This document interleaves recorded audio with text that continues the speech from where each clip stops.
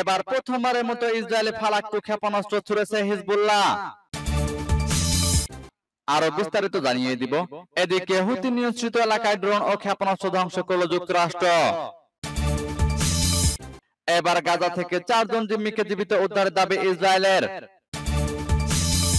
এদিকে রুশ নিয়ন্ত্রিত 2টি অঞ্চলে ইউক্রেনের হামলা, নিহত অন্তত 26 জন। আরো জানিয়ে দিব, এবার যুদ্ধের জন্য প্রস্তুত থাকতে বললেন জার্মান প্রতিরক্ষা মন্ত্রী। এদিকে তাইওয়ানকে F-16 যুদ্ধ বিমানের যন্ত্রাংশ দেবে যুক্তরাষ্ট্র। এবার গাজার শরণার্থী শিবিরে ইসরায়েলি হামলায় প্রাণহানি বেড়ে 210 জনে। এবং সর্বশেষে জানিয়ে দিব, এদিকে কৌশলগত পারমাণবিক অস্ত্র মোতায়েন বাড়ানোর কথা ভাবছে যুক্তরাষ্ট্র। শুনছিলেন সংবাদ শিরোনাম, এখন বিস্তারিত। তবে তার আগে অনুরোধ থাকবে, এই ভিডিওতে একটি লাইক দিন এবং কমেন্টস করে জানিয়ে দিন আপনি কোন জেলা থেকে বা কোথায় থেকে আমাদের সাথে যুক্ত রয়েছেন।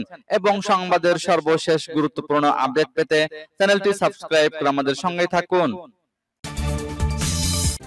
এবার প্রথমবারের মতো ইসরায়েলে ফালাক্কু ক্ষেপণাস্ত্র ছুড়েছে হিজবুল্লাহ। ইসরায়েলের বিরুদ্ধে চলমান লড়াইয়ে নতুন একটি অস্ত্র ব্যবহার করেছে বলে দাবি করেছে লেবাননের সশস্ত্র গোষ্ঠী হিজবুল্লাহ। শনিবার এক বিবৃতিতে গোষ্ঠীটি জানিয়েছে, প্রথমবারের মতো তারা ইসরায়েলের উত্তর অঞ্চলের সামরিক কমান্ডো সেন্টারে ফালাক্কু রকেট নিক্ষেপ করেছে। একটি নিরাপত্তা সূত্র বার্তা সংস্থা রয়টার্সকে জানিয়েছে, এর আগে অনেকবার ফালাক অন নিক্ষেপের পর এই প্রথম এ ধরনের রকেট ব্যবহার করেছে ইরান সমর্থিত গোষ্ঠীটি। এই হামলায় ইসরায়েলে কোনো হতাহত হয়েছে কিনা তা জানা যায়নি। ইসরায়েলের স্থানীয় গণমাধ্যমও হিজবুল্লাহ নতুন ধরনের ক্ষেপণাস্ত্রের ব্যবহারের খবর প্রকাশ করেছে। গত বছরের 7 অক্টোবর থেকে গাজায় ইসরায়েলের সামরিক আগ্রাসন ও গণহত্যা অব্যাহত রয়েছে। সেই সঙ্গে ইসরায়েল ও লেবাননে হামাসের মিত্র সশস্ত্র গোষ্ঠী হিজবুল্লাহর মধ্যে লড়াই চলছে। গত সপ্তাহে এই লড়াই আরো তীব্র হয়েছে। ইসরায়েল ক্রমেই লেবাননের ভূখণ্ডের গভীরে আঘাত হানছে, যার ফলে আরো বিস্তৃত সংঘাত শুরু হতে পারে বলে আশঙ্কা করা হচ্ছে। এখন উভয় পক্ষ থেকে অপরের বিরুদ্ধে সর্বাত্মক হামলার হুঁশিয়ারি দিচ্ছে। এই বাকযুদ্ধ বড় যুদ্ধে মোড় নিতে পারে বলে মনে করা হচ্ছে। এদিকে হুতি নিয়ন্ত্রিত এলাকায় ড্রোন ও ক্ষেপণাস্ত্র ধ্বংস করল যুক্তরাষ্ট্র। ইরান সমর্থিত হুতি বিদ্রোহী নিয়ন্ত্রিত ইয়েমেনের এলাকায় 4টি ড্রোন ও 2টি জাহাজ বিধ্বংসী ক্ষেপণাস্ত্র ধ্বংস করেছে মার্কিন বাহিনী। শুক্রবার মার্কিন সেনাবাহিনী এই তথ্য জানায়। খবর এএফপির। হুতিরা 2023 সালের নভেম্বর থেকে লোহিত সাগর ও এডেন উপসাগরে হামলার লক্ষ্যবস্তু করে চলেছে। তারা জানায়, গাজায় ফিলিস্তিনিদের সঙ্গে সংহতি প্রকাশ করায় এসব হামলা চালিয়ে আসছে।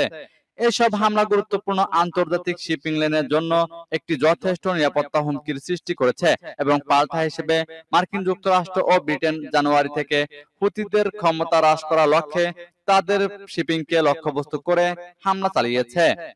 মার্কিন সামরিক কমান্ডো একটি সোশ্যাল মিডিয়া পোস্টে বলেছে, মনুষ্যবিহীন বিমান ব্যবস্থা ও অ্যান্টি-শিপ ব্যালিস্টিক ক্ষেপণাস্ত্রের সংক্ষিপ্ত রূপ ব্যবহার করে ইয়েমেনের হুতি নিয়ন্ত্রিত এলাকায় ইউএস সেন্ট্রাল কমান্ডো বাহিনী সফলভাবে 4টি ইউএএস ও 2টি এএসবিএম ধ্বংস করেছে। সেন্টকম বলেছে, ইয়েমেনের হুতি নিয়ন্ত্রিত এলাকা থেকে বাব আল মান্দাব প্রণালীতে ইউএস সেন্টকম বাহিনী সফলভাবে একটি ইউএএস কে ধ্বংস করেছে।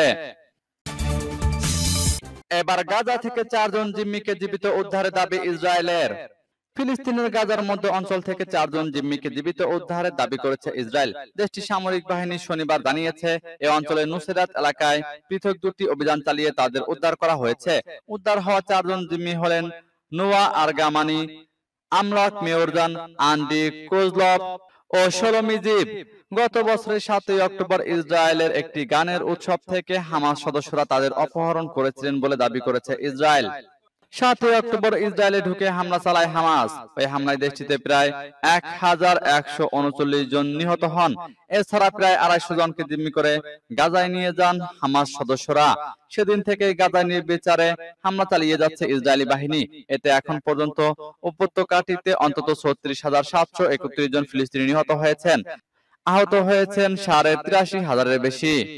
4 জনকে উদ্ধারের পর ইসরায়েলি বাহিনী জানিয়েছে, মধ্য গাজার নুসেরাতের 2টি এলাকায় অভিযান চালিয়ে 4 জনকে উদ্ধার করা হয়েছে।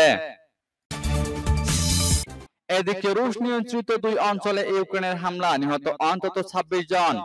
রুশ নিয়ন্ত্রিত দুটি অঞ্চলে ইউক্রেনের হামলায় অন্তত 26 জন নিহত হয়েছেন। শুক্রবার এই হতাহতের ঘটনা ঘটেছে বলে নিশ্চিত করেছে স্থানীয় কর্তৃপক্ষ। শনিবার স্থানীয় কর্তৃপক্ষের বরাত দিয়ে রুশ সংবাদ মাধ্যম দ্য মস্কো টাইমস এক প্রতিবেদনে জানায়, ইউক্রেনের রুশ নিয়ন্ত্রিত লুহানস্ক এবং খেরসন অঞ্চলে শুক্রবার এই হতাহতের ঘটনা ঘটে। 2022 সালের ফেব্রুয়ারিতে ইউক্রেনের সামরিক অভিযান শুরু করে রাশিয়ার সেনাবাহিনী। এরপর একই বছরের সেপ্টেম্বর মাসে ইউক্রেনের দনেৎস্ক, লুহানস্ক, জাপোরিজিয়া ও খেরসন অঞ্চলকে রাশিয়ার মূল ভূখণ্ডের সঙ্গে যুক্ত করে মস্কো।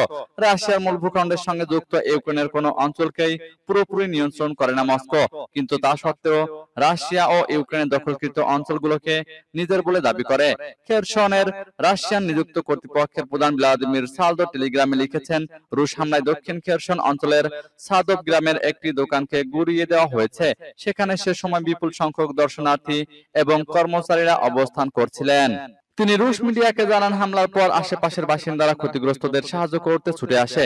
এরপরই সেখানে একটি হিমার্স ক্ষেপণাস্ত্র আঘাত হানা হয়। এতে মোট 22 জন নিহত এবং আরো 15 জন আহত হয়েছেন। এদিকে যুদ্ধের জন্য প্রস্তুত থাকতে বললেন জার্মান প্রতিরক্ষা মন্ত্রী। জার্মানির পার্লামেন্ট বুন্ডেস্টাগে এক প্রশ্ন উত্তর পর্বে প্রতিরক্ষা মন্ত্রী বরিস পিস্টোরিয়াস বলেন, আমাদের অবশ্যই 2029 সালের মধ্যে যুদ্ধের জন্য প্রস্তুত থাকতে হবে। সবচেয়ে খারাপ পরিস্থিতি এড়াতে আমাদের অবশ্যই প্রতিরোধ ব্যবস্থা গ্রহণ করতে হবে।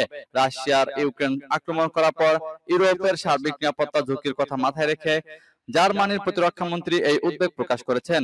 বুধবার বরিস পিস্টোরিয়াস বলেন, জার্মানির সশস্ত্র বাহিনী বুন্দেসওয়েরকে এই দশকের শেষ নাগাদ অভিযানের প্রস্তুতির জন্য শক্তিশালী করা দরকার। অর্থ বরাদ্দ, সামরিক উপকরণ ক্রয় ও নতুন সেনা নিয়োগ দেওয়ার বিষয়ে কথা বলেছেন বরিস পিস্টোরিয়াস।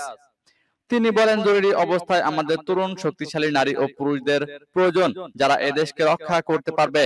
সম্ভাব্য করণীয় সম্পর্কে যাচাই বাছাই করার জন্য নিজের মন্ত্রণালয়কে নির্দেশনাও দিয়েছেন প্রতিরক্ষা মন্ত্রী। ইউরোপে যুদ্ধ ছড়িয়ে পড়ার আশঙ্কা প্রকাশ করে জার্মানিকে যুদ্ধের জন্য প্রস্তুত হতে বললেন মন্ত্রী। তিনি বলেন, দেশের নাগরিকদের যে কোনো ধরনের বাধ্যতামূলক সামরিক চাকরিতে ফিরে আসার প্রয়োজন হতে পারে। জার্মানি 2011 সালে নাগরিকদের বাধ্যতামূলক সামরিক পরিষেবা স্থগিত করে। গত মার্চ মাসে প্রকাশিত গবেষণা প্রতিষ্ঠান ফোর্সার একটি জরিপ অনুসারে প্রায় অর্ধেক জার্মান নাগরিক এটি পুনরায় চালু করার পক্ষে। এবার তাইওয়ানকে F-16 যুদ্ধ বিমানের যন্ত্রাংশ দেবে যুক্তরাষ্ট্র। তাইওয়ানের কাছে $8 কোটি F-16 যুদ্ধ বিমানের যন্ত্রাংশ বিক্রির অনুমোদন দিয়েছে যুক্তরাষ্ট্র। এই বিক্রয় তাইওয়ানের নিরাপত্তার উন্নতি করতে ও এই অঞ্চলে রাজনৈতিক স্থিতিশীলতা, সামরিক ভারসাম্য এবং অর্থনৈতিক অগ্রগতি বজায় রাখতে সহায়তা করবে। বুধবার এক বিবৃতিতে এ তথ্য জানিয়েছে পেন্টাগনের প্রতিরক্ষা নিরাপত্তা সহযোগিতা সংস্থা। ব্রিটিশ বার্তা সংস্থা রয়টার্স এ খবর জানিয়েছে। তাইওয়ানে অস্ত্র যন্ত্রাংশ বিক্রির অনুমোদন দেওয়ায় যুক্তরাষ্ট্রকে ধন্যবাদ জানিয়ে দেশটির প্রতিরক্ষা মন্ত্রণালয় বলেছে, এই সিদ্ধান্ত দেশটির বিমান বাহিনীর যুদ্ধ ও প্রতিরক্ষা চাহিদাকে আরো বাড়িয়ে তুলবে। জুলাই মাসে এটি চূড়ান্ত হবে বলে জানিয়েছে মন্ত্রণালয়।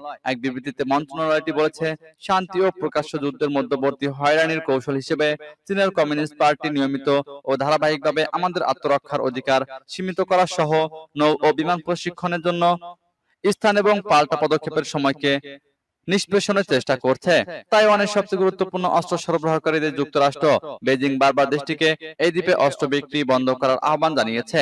দ্বীপ রাষ্ট্রটিকে নিজ ভূখণ্ডের অংশ বলে মনে করে চীন, তবে দেশটির এমন দাবির তীব্র বিরোধিতা করে তাইওয়ান। এ বিষয়ে চীনের প্রতিরক্ষা মন্ত্রণালয়কে মন্তব্যের জন্য অনুরোধ করা হলে তাৎক্ষণিকভাবে কোনো জবাব পায়নি রয়টার্স।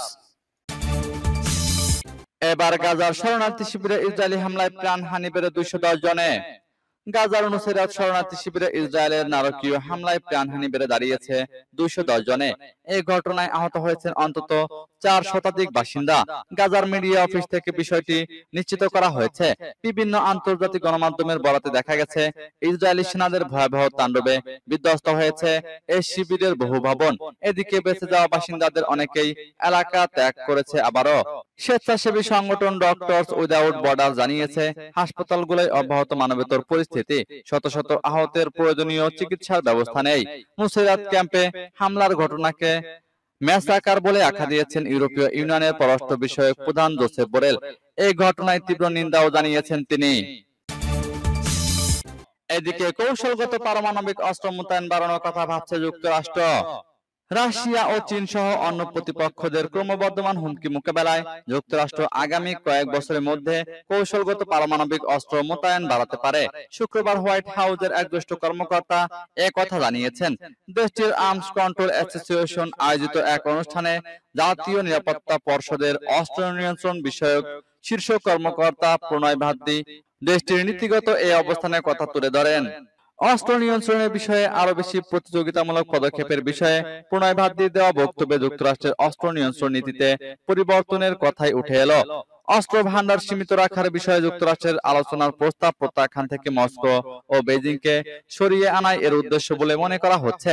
হোয়াইট হাউসের এই কর্মকর্তা বলেন, আমাদের প্রতিপক্ষরা যদি নিজেদের পারমাণবিক অস্ত্রের মজুদ বাড়ানোর বর্তমান নীতিতে পরিবর্তন না আনে, আগামী কয়েক বছরের মধ্যে আমাদেরও কৌশলগত পারমাণবিক অস্ত্রের মোতায়েন বাড়ানোর প্রয়োজন দেখা দেবে। যদি প্রেসিডেন্ট এ ধরনের সিদ্ধান্ত নেন, তাহলে সেটা বাস্তবায়নের জন্য আমাদের পুরোপুরি প্রস্তুত থাকতে হবে।